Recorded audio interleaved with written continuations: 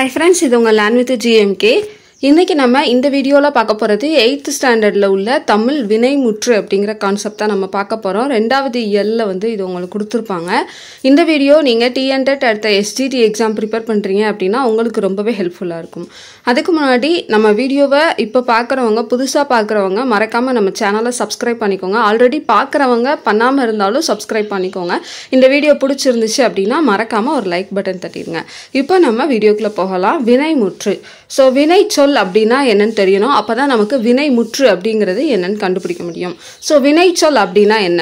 ஒரு வினை அப்படினா வேலை அப்படினு சொல்லுவாங்க. ஓகேவா? ஒரு செயல் அப்படினு சொல்லலாம். அப்ப ஒரு செயலை குறிக்கக்கூடிய ஒரு சொல்ல தான் நம்ம வினைச்சொல் அப்படினு சொல்றோம்.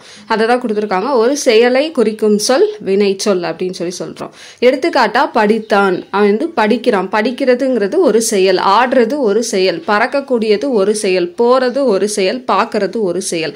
சோ இந்த மாதிரி ஒரு செயலை குறிக்கக்கூடிய இந்த படித்தான், ஆடுகின்றாள், பறந்தது, சென்ற, கண்டு இது எல்லாத்தையும் நம்ம வினைச்சொல் அப்படின்னு சொல்றோம். அப்ப வினைமுற்றுனா என்ன அப்படின்னு சொல்லிட்டு பார்க்கலாம். அடுத்ததா வினைமுற்றுனா என்ன? இப்போ ஒரு சென்டென்ஸ்ல இந்த வினைச்சொல் வருது இல்ல, ஸோ அந்த வினைச்சொல் கம்ப்ளீட் ஆகி அந்த சென்டென்ஸை கம்ப்ளீட் பண்ணி வருது அப்படின்னா அந்த ஒரு தொடரை தான் நம்ம வினைமுற்று அப்படின்னு சொல்றோம். இல்லைன்னா முற்று வினை அப்படின்னு சொல்லலாம். முழுமை பெற்று வரக்கூடிய வினையை தான் நம்ம என்ன சொல்றோம்? வினைமுற்று அப்படின்னு சொல்றோம். எடுத்துக்காட்டா மலர்விழி எழுதினால். இந்த இடத்துல மலர்விழி எழுதினால் அப்படின்னு சொல்லிட்டு அந்த தொடர் ஒரு கம்ப்ளீட் ஆயிருக்கு. எழுதினால் அப்படிங்கிறது இதுல வரக்கூடிய வினைச்சொல். ஓகேவா? அப்ப மலர்விழி எழுதினால் அப்படின்னு சொல்லி அந்த தொடர் கம்ப்ளீட்டா இருக்கனால இதை நம்ம வினைமுற்று தொடர் அப்படின்னு சொல்லலாம்.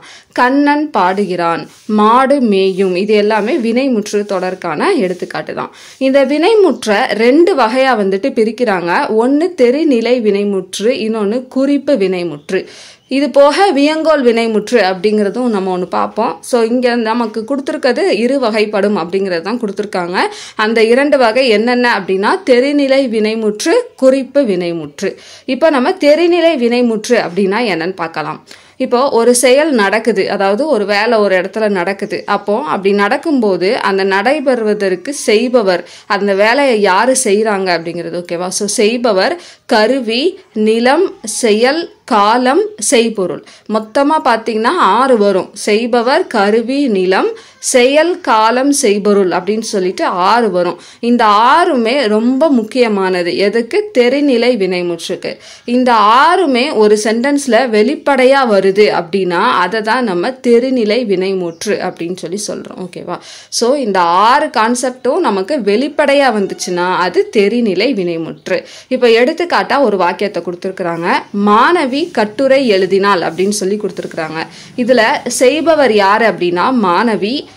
கருவி அப்படிங்கிறதுக்கு தாள் யூஸ் பண்றாங்க. கட்டுரை எழுதுறாங்கன்னா தாள் யூஸ் பண்றாங்க. அதாவது தாள் ஏதாவது யூஸ் பண்ணுவாங்க. ஏதோ ஒரு கருவி அந்த இடத்துல யூஸ் பண்றாங்க.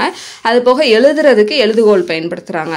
நிலம் எங்க அப்படின்னா இங்க பள்ளின்னு மென்ஷன் பண்ணல. ஸோ ஏதோ ஒரு இடத்துல வச்சு அவங்க கண்டிப்பா எழுதுவாங்க. அப்போ அது பள்ளியா இருக்கலாம், வீடா இருக்கலாம், எங்க வேணாலும் இருக்கலாம்.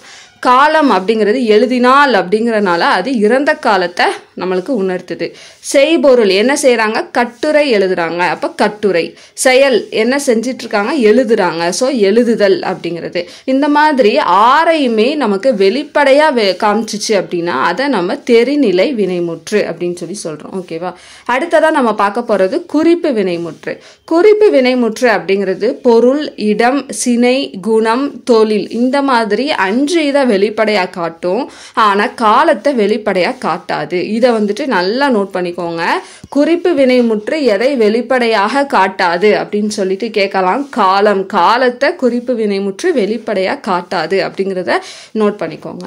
அடுத்ததா இது போக 2 வினைமுற்று இருக்கு. அதுதான் ஏவல் வினைமுற்று, வியங்கோல் வினைமுற்று. ஓகேவா? ஏவல் வினைமுற்று, வியங்கோல் வினைமுற்று. ஏவல் வினைமுற்றுனா என்னன்னு பார்க்கலாம். ஒருத்தங்க ஒரு செயலை செய் அப்படின்னு சொல்லி கட்டளை இடுறாங்க அப்படின்னா அது ஏவல் வினைமுற்று. நீ தான் போய் அதை வாங்கணும் அப்படின்னு சொல்லி ஒரு கட்டளையா சொல்றத அந்த மாதிரியானதை நம்ம ஏவல் வினைமுற்றுன்னு சொல்றோம். இந்த ஏவல் வினைமுற்றுலயே என்னன்னா 2ஆ பிரிக்கிறாங்க. ஒருமை, பன்மை அப்படின்னு சொல்லிட்டு. எழுது அப்படிங்கிறது நமக்கு ஒருமை அப்படின்னு சொல்லி ஒருமையில வரும். எழுதுமின் அப்படிங்கிறது நமக்கு பன்மையில வரும். ஓகேவா? அடுத்து ஏவல் வினைமுற்று முன்னிலையில் வரும். ஒருமை பன்மை வேறுபாடு இருக்கும். கட்டளை பொருளை மட்டுமே உணர்த்தும். விகுதி பெற்றும் பெறாமலும் வரும் அப்படின்னு சொல்லியிருக்காங்க. ஸோ இந்த ஏவல் வினைமுற்று அப்படிங்கிறது ஒருமையிலையும் வரலாம், பன்மையிலையும் வரலாம். ஓகேவா? எடுத்துக்காட்டா ஒருமைக்கு எழுதுங்கிறது ஒருமை, எழுதுமின் அப்படிங்கிறது பன்மை. ஓகேவா? அதாவது எழுதுமின் அப்படிங்கிறது அந்த காலத்து வழக்கு.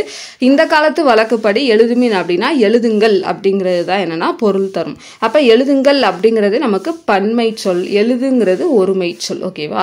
அப்போ இந்த ஏவல் வினைமுற்று அப்படிங்கிறது ஒருமை பன்மையில வந்துட்டு வரும் அப்படின்னு சொல்றாங்க. அடுத்ததா ஒருமை பன்மை வேறுபாடையும் என்னன்னா இந்த ஏவல் வினைமுற்று காமிக்கும். கட்டளை பொருளை மட்டும்தான் என்னன்னா உணர்த்தும். விகுதி வந்துட்டு பெற்றும் வரலாம், பெறாமலும் வரலாம். ஓகேவா? விகுதி அப்படிங்கிறது நமக்கு லாஸ்ட் எண்டில் வந்துட்டு முடிகிறது. ஸோ விகுதி பெற்றும் வரும், பெறாமலும் வரும். எது? ஏவல் வினைமுற்று. அடுத்ததா நம்ம பார்க்க போறது வியங்கோல் வினைமுற்று. இந்த வியங்கோல் வினைமுற்று பார்த்தீங்கன்னா வாழ்த்துதல், வைதல், விதித்தல், வேண்டல் இந்த மாதிரியான பொருள்கள்ல வர்றது. ஓகேவா? வாழ்க வாழ்க அப்படின்லாம் வாழ்த்துவாங்கல்ல. ஸோ அந்த மாதிரி வாழ்த்துதல், வைதல், விதித்தல், வேண்டல் இந்த மாதிரியான பொருள்கள்ல வருது. இரு திணைகளையும் 5 பால்களையும் 3 இடங்களையும் காட்டும். ஸோ வியங்கோல் வினைமுற்று வந்துட்டு என்னன்னா இரு திணைகள், அக்ரிணை உயர்திணை ரெண்டையுமே காமிக்குது. 5 பால்கள், ஆண்பால், பெண்பால், பலர்பால், ஒன்றன்பால், பலவின்பால் இந்த மாதிரி 5 பால்களையும் 3 இடங்கள், தன்மை, முன்னிலை, படர்க்கை இந்த மாதிரி 3 இடங்களையும் காட்டக்கூடிய ஒரு வினைமுற்று அப்படின்னா அது வியங்கோல் வினைமுற்று. இந்த வியங்கோல் வினைமுற்றுல விகுதிகள் வந்துட்டு உண்டு. ஸோ அந்த விகுதிகள் என்ன அப்படின்னு பார்த்தீங்கன்னா கா, இய, இயர், அல். கா, இய, இயர், அல் இது வந்துட்டு வியங்கோல் வினைமுற்றோட விகுதிகள். எடுத்துக்காட்டா பார்த்தீங்கன்னா வாழ்க, வால் கூட்டல் கா அப்படின்னு சொல்லி பிரிக்கலாம். வாலியர், வால் கூட்டல் இயர் அப்படின்னு சொல்லி பிரிக்கலாம். இயர்ங்கிறது விகுதி. ஒலிக, ஒலி கூட்டல் கா அப்படின்னு சொல்லிட்டு பிரிக்கலாம். ஒலிக. ஓகேவா? ஸோ இதை தான் நம்ம விகுதிகள் அப்படின்னு சொல்லுவோம். நம்ம பிரிக்கும் போது பகுதி விகுதி அப்படின்னு சொல்லிட்டு வரும். ஸோ அந்த விகுதி வந்துட்டு நம்ம இங்கே சொல்றோம். வியங்கோல் வினைமுற்று விகுதிகள் என்ன? கா, இய, இயர், அல். விதித்தல் பொருளில் வரும் வியங்கோல் வினைமுற்று தன்மை இடத்தில் வராது அப்படின்னு சொல்றாங்க. ஸோ விதித்தல் பொருள்ல வரக்கூடிய அந்த வினைமுற்றானது வியங்கோல் வினைமுற்றானது தன்மை இடத்துல வராது. ஆனா அது முன்னிலையிலேயோ படற்கையிலேயோ வரலும் அப்படின்னு சொல்றாங்க. இந்த இயர், அல் இந்த 2 விகுதிகள் வந்துட்டு இப்ப இருக்கக்கூடிய வழக்குல இல்லை. நல்லா நோட் பண்ணிக்கோங்க. தற்கால வழக்கில் இல்லாத வியங்கோல் வினைமுற்று விகுதிகள் எவை அப்படின்னு சொல்லி கேட்கலாம். இயர், அல் அப்படிங்கிறது தான் செய்யுள் வழக்குல மட்டும்தான் என்னன்னா இருக்குது. இப்போ எடுத்துக்காட்டா அவன் வாழ்க அப்படின்னு சொல்லி கொடுத்துருக்காங்க. அவன் அப்படிங்கிறத ஆண்பால உணர்த்துது. நாம் வாழ்க அப்படிங்கிறது நாம்ங்கிறது தன்மையை குறிக்குது. ஸோ இந்த மாதிரி இரு திணைகளையும் வரும், 5 பால்களையும் வரும், 3 இடங்களையும் வரக்கூடிய ஒரு வினைமுற்று அப்படின்னா அது வியங்கோல் வினைமுற்று. ஓகேவா? அவ்வளவுதான். ஸோ இதோட வினைமுற்று முடிஞ்சிச்சு. ஸோ 4 டைப் பார்த்துருக்கோம். நல்ல நோட்ஸ் எடுத்து வச்சுக்கோங்க. உங்களுக்கு நோட்ஸ் வேணும்னாலும் நோட்ஸ் என்னால் எல்லா வீடியோஸும் பார்த்து எடுக்க முடியலைனாலும் நீங்கள் நோட்ஸ் நம்ம கொடுத்துட்ருக்கோம், ப்ரொவைட் பண்ணிகிட்ருக்கோம். வேணுங்கிறவங்க அமௌண்ட் பே பண்ணி வாங்கிக்கலாம். இப்போ நம்ம திருக்குறள் பார்க்கலாம். ஸோ திருக்குறளின் பெருமையை உணர்த்தக்கூடிய ஒரு நூல் எது அப்படின்னா அது திருவள்ளுவ மாலை. இது நிறைய பேத்துக்கு நல்லாவே தெரியும். எல்லா கிளாஸஸ்லையுமே கொடுத்துருவாங்க. அடுத்ததா சிறப்பு பெயர். திருவள்ளுவருடைய சிறப்பு பெயர் எது அப்படின்னா பெருநாவலர், முதற்பாவலர், நாயனார். நிறைய பெயர்கள் இருக்கு. இந்த வகுப்புல நமக்கு இந்த 3 தான் கொடுத்துருக்குறாங்க. அடுத்து இவருடைய காலம் அப்படின்னு பார்த்தோம்னா 2000 ஆண்டுக்கு முற்பட்டவர் அப்படின்னு சொல்றாங்க. திருக்குறள்ல 3 பால் பகுப்பு வந்துட்டு கொண்டது, முப்பால் பகுப்பு கொண்டது அப்படின்னு சொல்லுவாங்க. ஸோ அது என்னன்னா அறம், பொருள், இன்பம். அறத்துப்பால், பொருட்பால், இன்பத்துப்பால் அப்படின்னு சொல்லுவாங்க. அதை தான் வந்துட்டு இங்க கொடுத்துருக்காங்க. அறத்துப்பால்ல இருக்கக்கூடிய இயல்கள் பார்த்தீங்கன்னா பாயிரவியல், இல்லறவியல், துறவியல், ஊழியல். ஓகேவா? ஸோ மொத்தம் அறத்துப்பால்ல 4 இயல்கள் வந்துட்டு இருக்கு. பாயிரம், இல்லறம், துறவரம், ஊழியல் அப்படின்னு சொல்லிட்டு. அடுத்து பொருட்பால் அப்படின்னு பார்த்தோம்னா அரசியல், அமைச்சியல், ஒலிபியல் அப்படின்னு சொல்லிட்டு 3 இயல்கள் இருக்கு. ஸோ பொருட்பால்ல 3 இயல்கள். இன்பத்துப்பால் அப்படின்னு பார்த்தோம்னா கலவியல், கற்பியல். ஓகேவா? ஸோ 2 இருக்கு, கலவியல், கற்பியல் அப்படின்னு சொல்லிட்டு. ஸோ 2 இயல்கள். ஆக மொத்தம் பார்த்தீங்கன்னா நமக்கு 9 இயல்கள் வந்துட்டு இருக்கு. திருக்குறள்ல மொத்தம் எத்தனை இயல்கள் இருக்கு? 9 இயல்கள். அறத்துப்பால்ல 4, பொருட்பால்ல 3, இன்பத்துப்பால்ல 2 இருக்கு. ஓகேவா? நல்லா பார்த்துக்கோங்க. அவ்வளவுதான். ஸோ இதோட நம்ம 2வது இயல் முடிச்சிட்டோம். முடிச்சிட்டோம். அடுத்த வீடியோவில் நம்ம இயல் 3 வந்துட்டு நம்ம பார்க்கலாம். நிறைய பேர் நீங்கள் பார்க்குறீங்க, பார்த்து உங்களுக்கு பிடிச்சிருந்து லைக் பண்ணுறீங்க அப்படின்னா தான் அடுத்தடுத்த வீடியோஸ் கொஞ்சம் ஃபாஸ்ட்டாக எனக்கு போட தோணும். அதனால் உங்களுக்கு பிடிச்சிருந்துச்சுன்னா லைக் பண்ணிக்கோங்க. ஓகேவா? தேங்க்யூ.